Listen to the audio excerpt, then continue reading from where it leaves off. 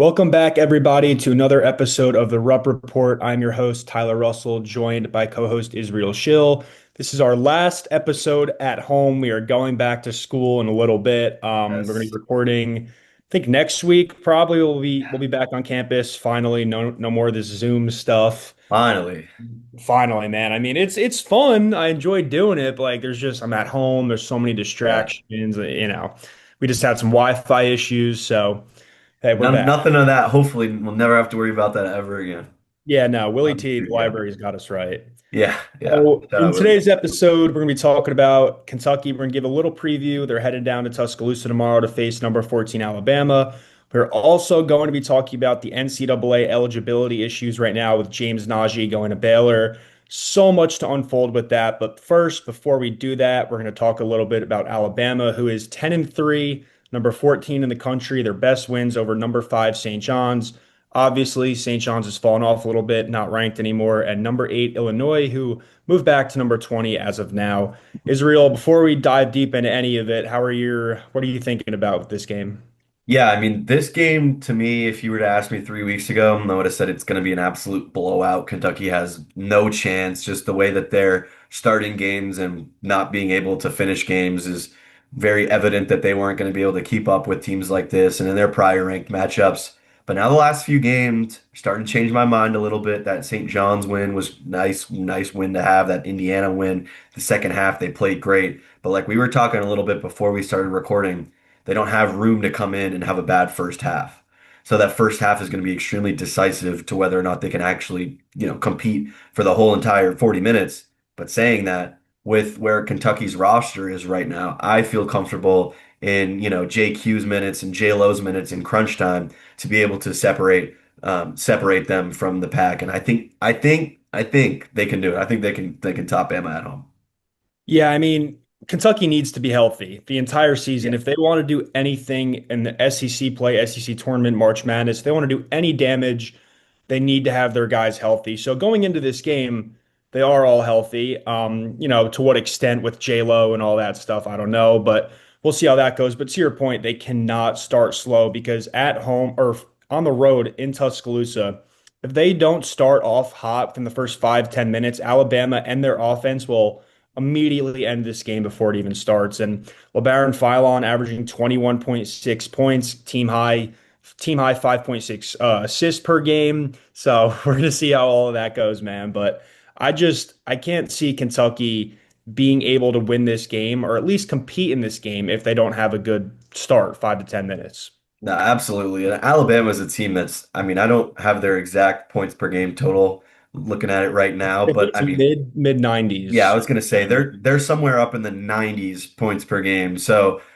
when you look at the matchups that Kentucky's had to deal with in the games where they felt like they could win, we'll call it UNC, a game that they probably could have came out with. Like those games where you have it close, but there's a 10-minute span, and even just that 10-minute span where you're not scoring great or you're not playing great defense, that 10 minutes is going to be so pivotal to the success of the rest of the team for that game. Because if you go in 10 minutes, whether it's the first 10 minutes or the last 10 minutes against Alabama, and goose egg out there and you don't do great on offense, you go 1 for 13 from the field, it's not going to be good. And they're going to capitalize on that and come back and put you to bed pretty quickly. Yeah, and like I already said, I mean, if they're healthy, I'm pretty confident in their abilities, but something that is really throwing me off is Kentucky hasn't played in 10 days. I mean, they were obviously in the dumps at the start of their season. They got it back up. They built that 4 game win streak. They beat Indiana. They beat St. John's. Now they have 10 days off, and then they have to, restart all of that in on the road in Tuscaloosa. So I'm a little worried about it. I'm not gonna Oh lie. yeah. Going to Tuscaloosa, man, that's insane. In a Saturday game, it's gonna be a tough one.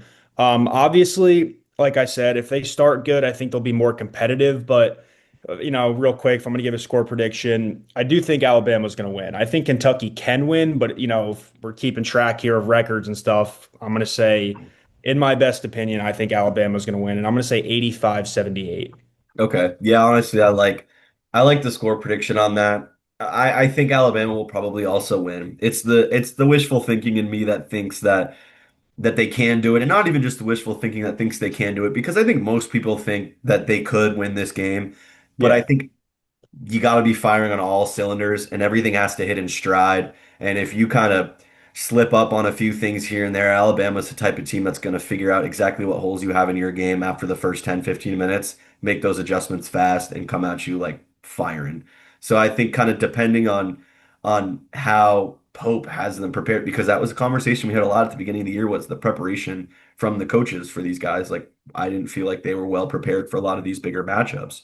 So I think that now looking at it, if they go into this game, this matchup, feeling like, okay, we actually can win this and we are prepared for this and we are, knowing of all of their sets and schemes and how they're going to play, then I think they can do it. But like you said, it's tough. Alabama's offense is really powerful, really strong.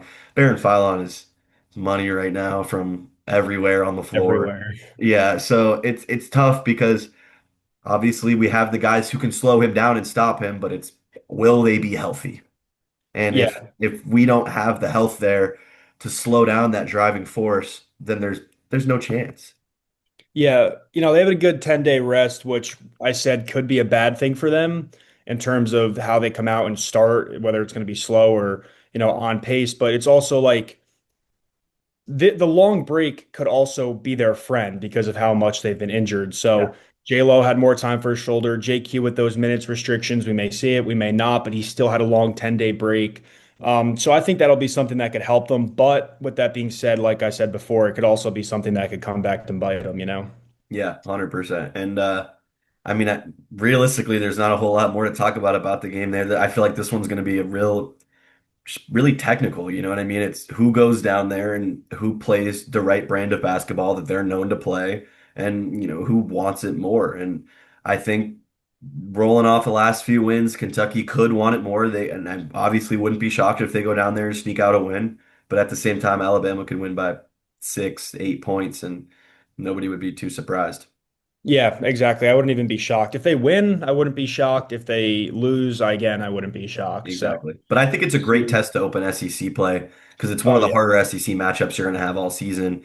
So being able to come in and play one of the tougher teams in the conference start off is going to be a good gauge to see where they're going to have to look for, those other games that they have. Obviously, the SEC is less competitive this season than it was last year, but they're still at a point where top 5, 6 teams in the SEC are pretty damn good. So you can Yeah. compare yourself with that after a game like this. Yeah, no, if they win this game, man, it would be a hell of a start to 2026, hell of a Oh start to yeah. SEC play. And it's like you said, it's a good opportunity because if they do win the game, that sets them up for, a ton of stuff going forward. 'Cause I think they got Mizzou after that, which is a Yep. winnable game. I think Yeah. that's Rupp. I think they'll win that one. So, Yeah, I it's a mean, your really Mizzou, Mississippi State, LSU, like you could keep this win streak going if it would be up to 8 if you big beat games. Yeah. Alabama and then win those few games in there. And you're in a great place going into number 19, Tennessee at Tennessee, a team that you beat at Tennessee, what, twice last year? Or Yeah. only Well, they beat once them at twice Tennessee? last year. Yeah, once in Yeah. Tennessee. Yeah. But I mean, like, it's very possible for them to make a huge run because their ranked matchups don't really start to pick up until later in the month with Vanderbilt, Arkansas, Florida, Georgia, schools like that. But, where they're at right now, it could be a huge, huge stepping stone for them to get a win here and keep building off a win streak.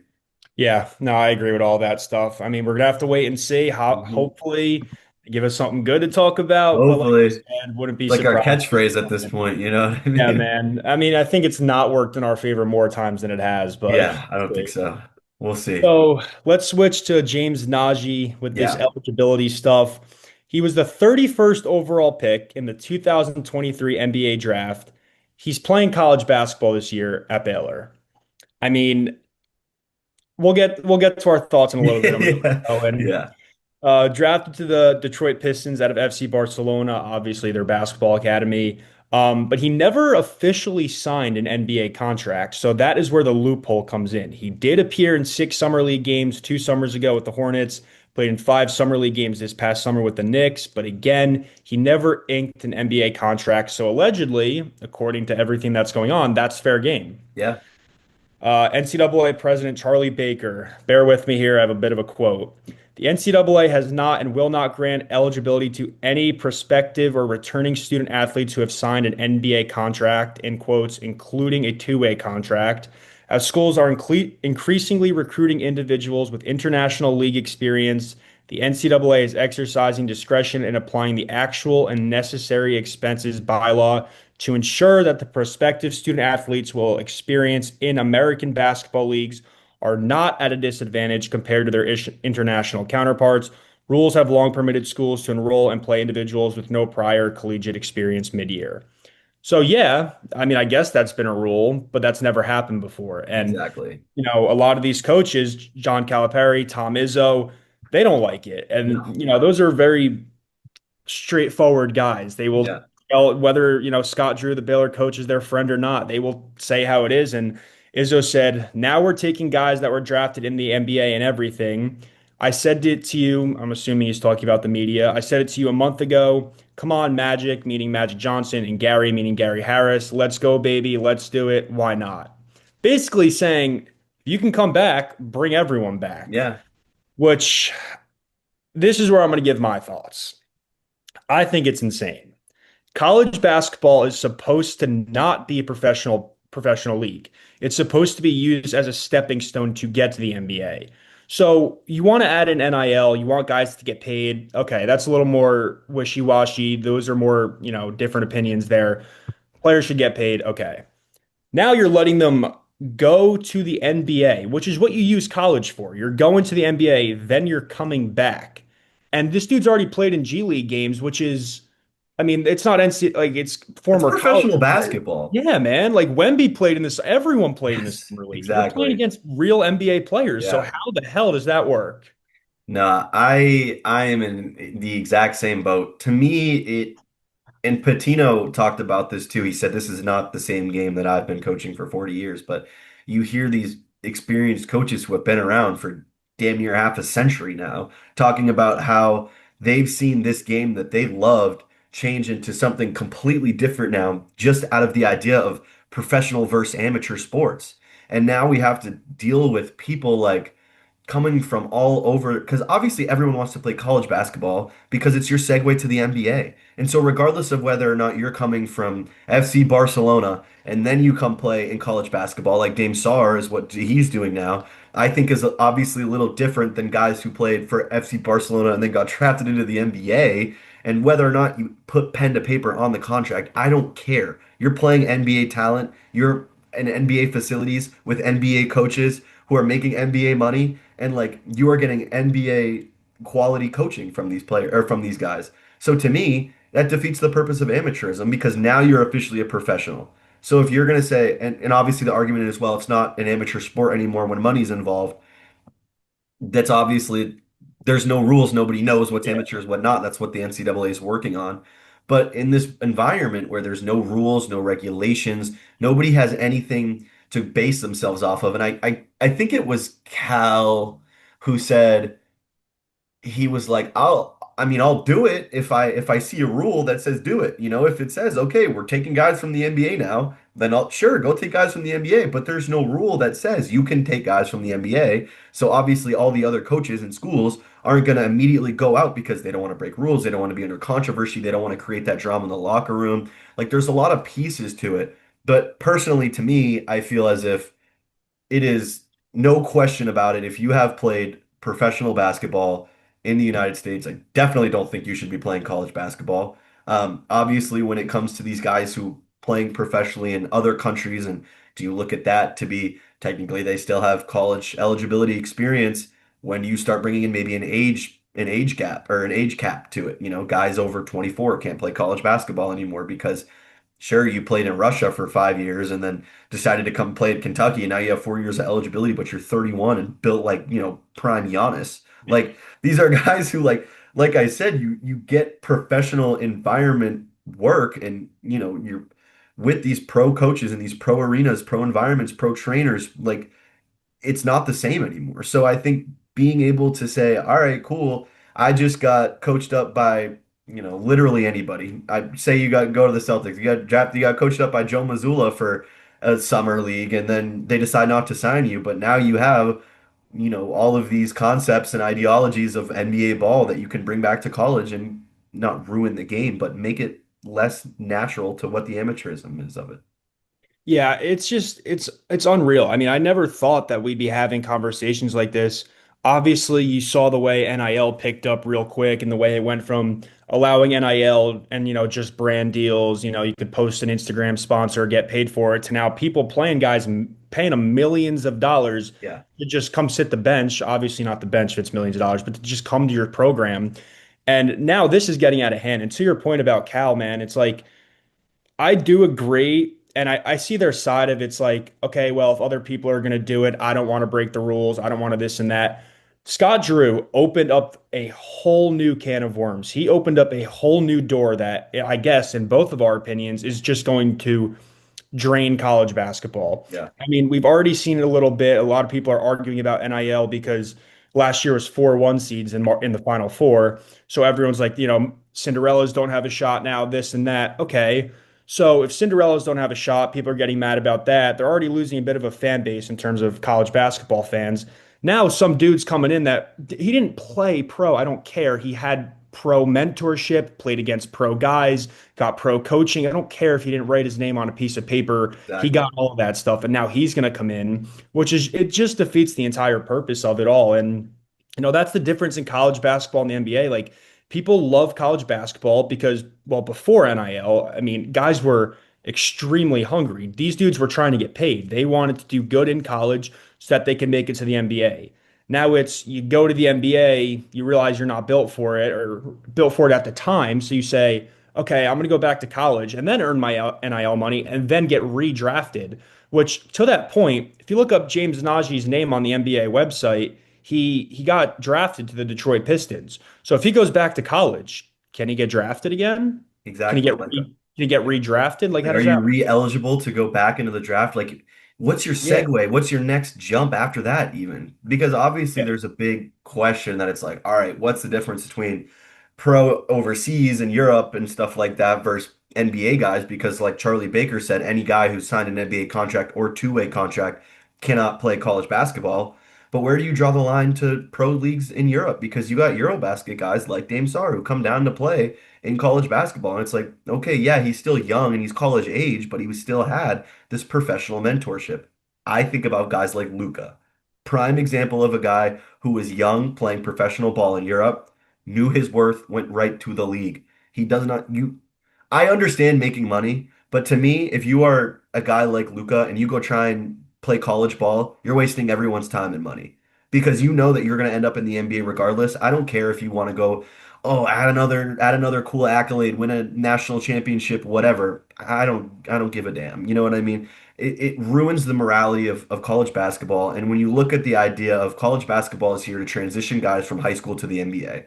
So now if you're going to be pulling dudes from overseas who are bigger, faster, stronger, and older, and that's going to help you compete more, why in the world would you want to put a high school guy, an 18-year-old kid out of high school who's great, but not 31 and jacked yet. You know what I mean? Like not older, obviously not 31. I'm using, I guess, crazy age difference, but regardless, like the same sentiment applies. Like, how are you supposed to do this out of the love of the game? And like Cal said, like Patino said, these guys take these guys out of high school and change their lives. And that's why they coach, because they're changing these athletes' lives, they're changing their families' lives, and they're helping them go to the pros. And obviously, Kentucky, an example of helping change people's lives and go to the pros over the last 30 years. But if Kentucky pulls in a dude and I don't even know if they pull in a guy from overseas right now and start him over Malachi Marino, I would be upset about that because I feel like Malachi Marino has been putting in the work in the most natural way possible to put himself in the position where in the next 2 years he'll be in the NBA. But he is doing it from the standpoint of I came right out of college. I'm going to sit behind a five for a little bit, get some starting minutes here and there, get better, work hard, work with these coaches who are good college coaches, and sure they're not NBA coaches, but like there's got to be a crazy percentage of these guys who have coached in the NBA before, or at least played in the NBA before. The experience is already there. The NBA experience is already in college basketball. The switches are made obviously so often when you see guys like Patino go jump coach the Celtics and then come back coach college ball again. Like it's there for them, but I don't think it should be there for players. I don't think you should be able to say, man, I had a good year this year in Russia, but I think I'm going to go play in America for 3 years and then I'm going to try and go to the NBA. And it's like, you're wasting everybody's time in that. And you're also taking away spots from these high school kids who have been working their whole entire life to go about this natural process of becoming an NBA player. And it's being totally flipped upside down by these guys who can just do whatever they want because there's no rules or regulations on it yet. Yeah, yeah, and that's a really good point that I was going to bring up, and I'm glad you did. It's so what does this mean for the team now? Hmm. I mean, Najee comes in and he's gonna, even if he doesn't start, he's getting more reps in practice. He's taking that away from someone else. Yeah. He creates more of like a locker room. I'm not going to say issue because it could not be an issue, Yeah. but the way I would guess is that I'm taking myself, if I'm a senior at the University of Kentucky, like I am, I've put in my time. Maybe I transferred in, I've been there 4 years, whatever. Then Pope goes and gets some guy from, I don't know, like Russia, like you said, Yeah. or get some dude that went to the NBA or got drafted to the NBA and then comes back. And then mid-season is what is crazy about all this too, is it's not like it's from the summer on. Like I'm Yeah. here. This is my team. I'm working with my guys. These are my best friends. I'm with them for months. And now you add in someone else that's here to take my spot because he wasn't good enough to play in the NBA, but he still got drafted. So you're Exactly. just gonna give him another shot over me who's actually trying to do it, like you said, naturally. So it's just unbelievable. And I'm really worried about the way that college basketball is moving. I mean, I don't know about you, but for me, it's been my favorite sport for as long Yeah. as I can remember. So it just seeing it, listen, I'm 21. I don't know much about the business side of it. I know a good amount, but I could just see this whole thing blowing up on them. And it's only going to get worse. And even if it doesn't blow up in a way that they're not making money, but they're definitely going to lose fans because with the NIL stuff, people are like, oh, I'm not watching anymore. This is crazy that they're paying these guys. In my mind, I'm like, I don't understand how you could not watch a sport that you love so much just because someone's getting paid. But this really pissed me off. And if someone told me that they're not watching it or watching college basketball because of this, I would see it I would be like, I get it, dude. I Yeah. get it. And I still love it. And I hopefully will still love it in 5, 10 years. I don't even want to imagine what it's going to look like then. But right now, it's just out of control. And I think that, something has to be done before it's too late, before this whole thing just gets out of hand. Yeah, I think Charlie Baker made the right first step with restricting the NBA players from coming back. But the technicalities of Najee being able to come back because he didn't ink the contract to me is one of those holes. And Yeah. there are obviously a lot of holes and stuff like that. But then you have to figure out what your international problem is going to look like because, okay, you might have it figured out with your US players, but your guys who are coming from overseas and you know they're going to come regardless of what the situation looks like. I mean, it's always happened. Guys have always come to play basketball here from overseas, but typically it's for the education, for the better opportunity to be drafted in the NBA, not because they already went pro and didn't do very well and they want to try and go pro again. Like to me, that's just an unreal concept. So I think as long as Charlie Baker will put in these restrictions as soon as possible. And whether or not they're great to start off, I don't care if it's a set I of don't give a rules, damn. I need just to be something. like, I don't care if you put a 25-year-old age cap, anyone who signed an NBA contract can't come back, anyone who's played 3+ years overseas can't come play college basketball here. Fine by me. Change the rules later over the next 5 years. Put some type of restriction in where American high schoolers aren't going to feel like their shots at playing college basketball are useless.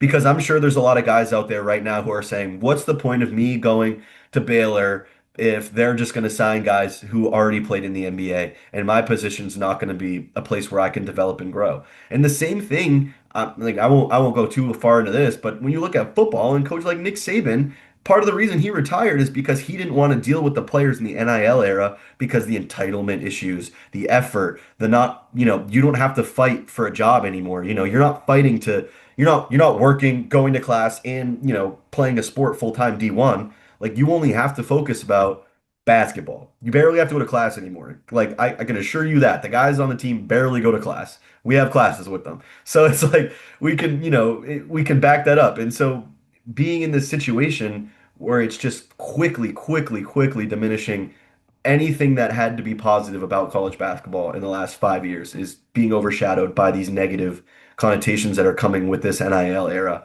And we knew it was going to be a Wild West style setup when it first happened. And that was a worry, obviously, that everyone had. But now we're in the thick of it, and rules need to be put down, whether or not they're great rules or not. There needs to be strict regulations so people stop asking questions. There needs to be more certainties on what we can and can't do. Yeah, no, I agree with all that. And like we've been saying, I think it's just all trending downwards. But unless, they put some rules in place and unless they actually try and build it back up, I mean, that's if they even want to put rules in place. I mean, Yeah, the public and the fans, everyone's really pissed off about it. But if they're cool with it and they're just, sitting on Twitter looking at all these people like getting all angry and they're like, oh, haha, they think we're going to change it, it's only going to get worse, then I do think it's going to get worse unless they actually, implement some rules and try and change it up a little bit. But until then, man, I guess all we could do is just worry because I really yeah, do think it's trending downwards. And yeah, seriously. And Pope said on his this I mean this I think is a good way to wrap it up here, bring it back to Kentucky, but Pope said on his coach's show on Monday was very, very, very careful with his answer about scouting international players and stuff like that. And he said, the media does a great job at tying bigger schools to these narratives because they want to stir up drama. And obviously they want people to question things and they want schools to be out there and every media outlet wants to be the first person to announce that Kentucky's looking at signing this international player. And Pope was kind of like I said, walking on eggshells. He was like, yeah, we get this. We can't really say what players we're pursuing, but when you look at the grand scheme of things, if everyone else is doing it, we're going to do it too because we're going to do what we need to do to succeed in this era. In my head, it's like, all right, so if like we could be the next team that has a guy coming in from who knows where because there's no regulations yet. And if Pope feels like that's the next move that needs to be made, now I don't think Kentucky's roster has too many holes besides the guard position.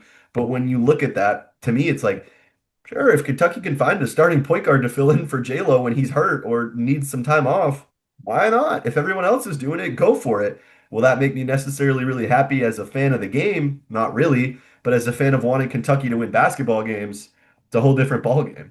He agrees with me too. I don't know. This guy needs to. yeah, that's why he came up there. He's trying to Yeah, prove a point. exactly. Exactly. Yeah, I agree, man. I mean, Pope, great point on that. I didn't know that. I know you touched a little bit on it, but I didn't know that he was saying all that stuff. And when you're there, you can't help but wonder, okay, now is Kentucky gonna be that next school? And Exactly. I don't think personally, with all the locker room issues or stuff that's been Yeah. coming around, I think adding someone else mid-year would be the worst thing you could do. Yeah, I I don't agree. care. I mean, I'd rather see J-Lo play with his shoulder hanging off than Oh, have a dude literally. come in and ruin everything Yeah, that's been, going on throughout the season. But totally. I don't know, man. It's trending downwards, but for now, I guess we'll look back next week. We'll see if anything else unfolds from this. I think we got the gist of it all, and this is where it's at right now. But we're gonna see where it trends and Yeah. how the rest of it unfolds. But until then, Kentucky's got Bama tomorrow. Next week in studio, something good to talk about or something bad to talk about. We'll This we had see. a good preview, but a Yeah. bad thing to talk about with this. So Yeah. we'll see next week. But one more time, we appreciate you guys for tuning in. I'm Tyler Russell. That's Israel Schill. And once again, we really appreciate